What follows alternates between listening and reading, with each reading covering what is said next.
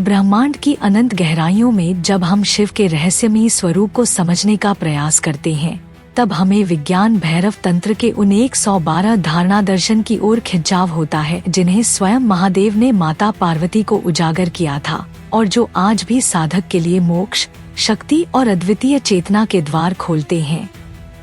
इस रहस्यमय ग्रंथ की गहराई सिर्फ सती मंत्रोच्चार या साधना तक सीमित नहीं है, बल्कि यह स्वयं चित्त की यात्रा है, जहाँ हर दृष्टिकोण, हर ध्यान की विधि हमें उस बिंदु तक ले जाती है जिसे कश्मीर शैव दर्शन में परम शिव कहा गया है। विद्वान आचार्य अभिनवगुप्त ने अपने ग्रंथ तंत्रालोक और विज्ञान भैरव विवृति में स्पष्ट किया है कि ये 112 उपाय वास्तव में साधक की विभिन्न मनोवृत्तियों के अनुरूप बनाए गए हैं। कभी श्वास पर ध्यान, कभी शब्द के कंपन पर, कभी शून्य की अनुभूति पर और कभी हृदय के भीतर उस प्रकाश पर जो अनंत से सीधा जुड़ा हुआ है। क्षेमराज ने इन धारणा दर्शनों को प्रत्यभिज्ञा की दृष्टि से देखा और कहा कि इनका उद्देश्य बाहरी अनुष्ठानों में फंसाना नहीं है, बल्कि साधक को यह अनुभव कराना है कि वह स्वयं शिव है और उसे केवल इस सत्य को पहचानने की आवश्यकता है। आधुनिक विद्वान मार्क डाइजकोस्की ने भी इंगित किया है कि इन 112 विधियों का रहस्य यह है कि वे किसी एक धर्म या मत से परे सीधे मनुष्य की चेतना के गहरे स्तरों पर कार्य करती हैं। उदाहरण के लिए, जब महादेव कहते हैं श्वास के बीच के अंतराल को पकड़ो, तो यह केवल ध्यान की तकनीक नहीं है, बल्कि उस विवेक क्षण की पहचान है जहां विचार समाप्त होते हैं और आत्मा सीधे शून्य से जुड़ती है। इसी प्रकार जब वह कहते हैं ध्वनि की प्रतिध्वनि में विलीन हो जाओ, तो यह ध्वनि के साधारण अनुभव से आगे बढ़कर उस नाद तक पहुंचने का मार्ग है जो समस्त ब्रह्मांड का मूल कंपन है। अब सोचिए, इन 112 दृष्टिकोणों में से हर एक साधक को अलग अलग मार्ग देता है। कोई भी व्यक्ति अपनी प्रवृत्ति के अनुसार किसी भी द्वार से प्रवेश कर सकता है और अंततः शिव में लय को पा सकता है। अभिनवगुप्त का कहना है कि इन सभी का अंतिम लक्ष्य एक ही है, चित्त की पूर्णता, जहां साधक और साध्य में कोई भेद नहीं रहता। कश्मीर शैव परंपरा के अनुसार यह साधनाएं केवल ध्यान नहीं, बल्कि स्वतंत्र की ओर बढ़ने का अवसर है, जहां आत्मा अपनी जकड़न से मुक्त होकर उस चैतन्य के साथ एकाकार होती है जो समय, मृत्यु और अस्तित्व से परे है। इनमें कुछ विधियां अत्यंत सरल प्रतीत होती हैं, जैसे किसी मनोहर दृश्य को निहारते हुए उसमें लय हो जाना या अपने हृदय की धड़कन पर ध्यान करना। लेकिन गहराई से देखें तो ये विधियां साधारण चेतना को पार कर साधक को उसी शक्ति से जोड़ती हैं जिसे भैरव कहा जाता है। यही कारण है कि इन विधियों को दर्शन कहा गया, क्योंकि हर उपाय साधक को भीतर से एक दिव्य दृष्टि देता है। जब आप इन गुप्त रहस्यों को समझते हैं तो पता चलता है कि ये केवल साधना की तकनीकें नहीं, बल्कि जीवन जीने की संपूर्ण कला है। यदि आप भय, दुख, मोह या भटकाव में हैं, तो इन 112 धारणा दर्शनों में से कोई एक उपाय आपके जीवन को दिशा दे सकता है। जैसे क्षेमराज ने कहा कि जो साधक अपनी सांस की लय पहचान लेता है, वह संसार के हर उतार चढ़ाव को शांत भाव से देख सकता है। इसी प्रकार जो साधक शून्य की अनुभूति में स्थिर हो जाता है, उसके लिए कोई भी पीड़ा स्थायी नहीं रहती।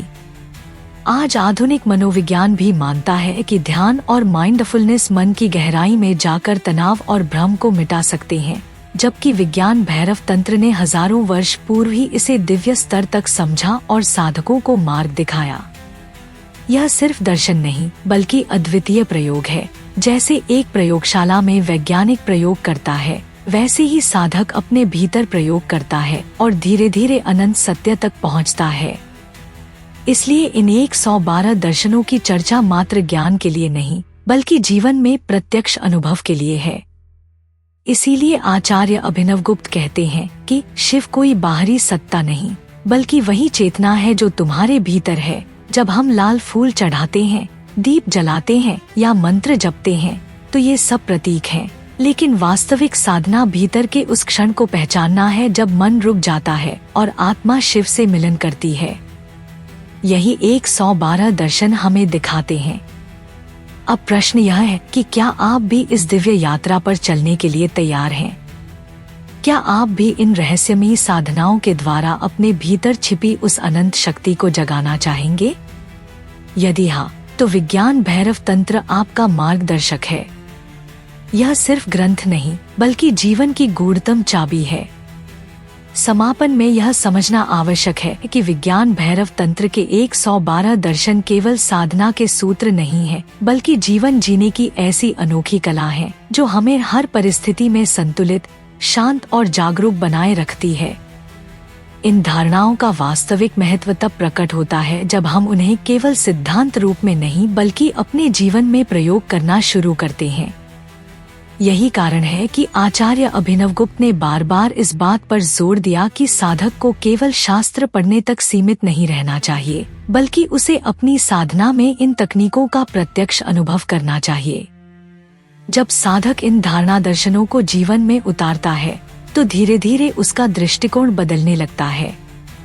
उसे पता चलता है कि दुख, पीड़ा, भय और मोह केवल अस्थायी अवस्थाएं हैं, जबकि भीतर की आत्मा अनादि और अविनाशी है। क्षेमराज कहते हैं कि इस पहचान को ही प्रत्यभिज्ञा कहा गया है, अपने वास्तविक स्वरूप की पुनः पहचान। इन 112 दृष्टिकोणों की सबसे बड़ी विशेषता यह है कि इनमें हर व्यक्ति के लिए मार्ग मौजूद है। जो व्यक्ति श्वास पर ध्यान करना चाहता है उसके लिए भी उपाय है, जो नाद या ध्वनि में गहराई चाहता है उसके लिए भी उपाय है, और जो शून्य या मौन में डूबना चाहता है उसके लिए भी मार्ग है। यह विविधता ही इन्हें अनूठा बनाती है।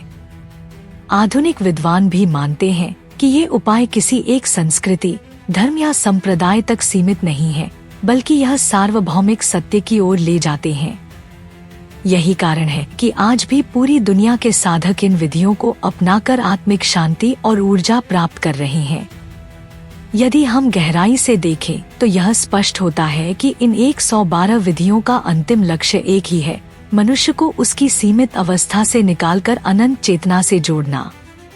यही शिवत्व है, यही भैरव की अनुभूति है। जब साधक इस अनुभव तक पहुंच जाता है तो उसके भीतर स्थायी शांति, अद्वितीय आनंद और अडिग शक्ति उत्पन्न होती है। यह स्थिति केवल व्यक्तिगत मुक्ति तक सीमित नहीं रहती, बल्कि साधक के पूरे जीवन और समाज पर प्रभाव डालती है। उसका व्यवहार, उसका दृष्टिकोण और उसका आचरण सब बदल जाता है और वह हर क्षण में दिव्यता का अनुभव करने लगता है। इसलिए निष्कर्ष यही है कि विज्ञान भैरव तंत्र केवल एक तांत्रिक ग्रंथ नहीं बल्कि एक संपूर्ण मार्गदर्शक है, जो हमें जीवन की गहराइयों में ले जाकर यह एहसास कराता है कि हम कोई सीमित प्राणी नहीं बल्कि स्वयं शिव का अंश हैं। यह ज्ञान ही हमें भय, मोह और अज्ञान से मुक्त कराता है और वास्तविक स्वतंत्रता प्रदान करता है। तो अब यह आप पर निर्भर करता है कि आप इन 112 दर्शनों में से कौन सा द्वार चुनते हैं।